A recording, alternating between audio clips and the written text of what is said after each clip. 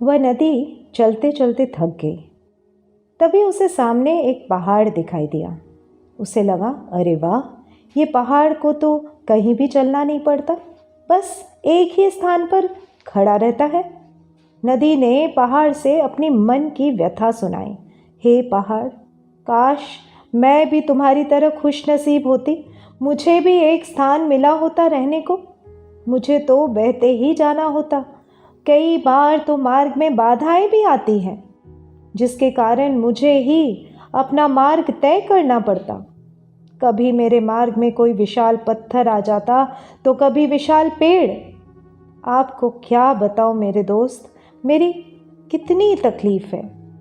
पहाड़ ने बोला, हे मित्र, हम दोनों प्रकृति का हिस्सा हैं, परंतु तुम्हें भ्रमण करने का अवसर प्राप्त है।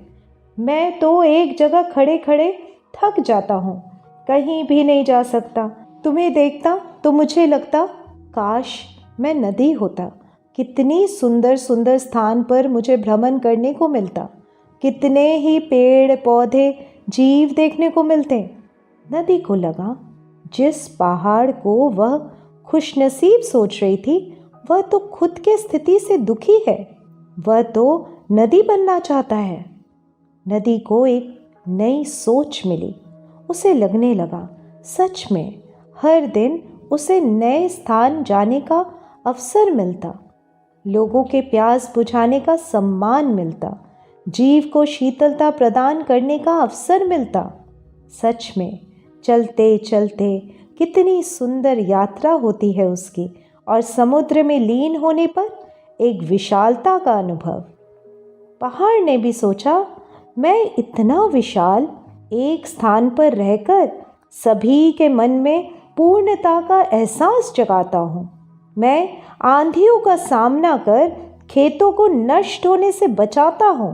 मैं कितना गौरवशाली हूँ। लोग मेरी चोटी पर पहुंचकर गौरव का अनुभव करते हैं। नदी और पहाड़ दोनों को अपने अपने कार्य के महत्व का ज्ञात हुआ। और आपको? कई बार हम अपने कार्य को तुच्छ और दूसरे के कार्य को महान समझते हैं। इस तुलनात्मक प्रवृत्ति में हमें दुख के अलावा कुछ और नहीं मिलता।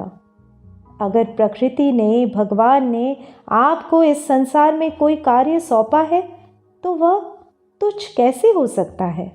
उसमें कोई ना कोई उद्देश्य ज़रूर होता है। नदी की भांति यदि आपको ट्रैवलिंग करना पड़ता है, तो उस ट्रैवलिंग का आनंद लेते हुए, झूमते हुए कार्य करें। यदि आपको पर्वत की भांति स्थिर होकर कार्य करना होता है, तो उसमें आसपास के लोगों की सहायता कर, अपने कस्टमर्स को कस्टमर सेटिस्फैक्शन देकर, लोगों में उत्साह जगाकर कार्य करें, जैसा कि पर्वत उनके आसपास आए लोगों को विशालता का एहसास देता। आप भी आपके साथ रहने और कार्य करने वाले के मन में विश्वास, उत्साह का विशालता प्रदान कर सकते हैं। आप वही बनते हैं जो आपके विचार आपको बनाते हैं। इसलिए अपने कार्य के प्रति विचारों को नदी की भांति स्वच्छ और पर्वत की भांति विशाल बनाएं।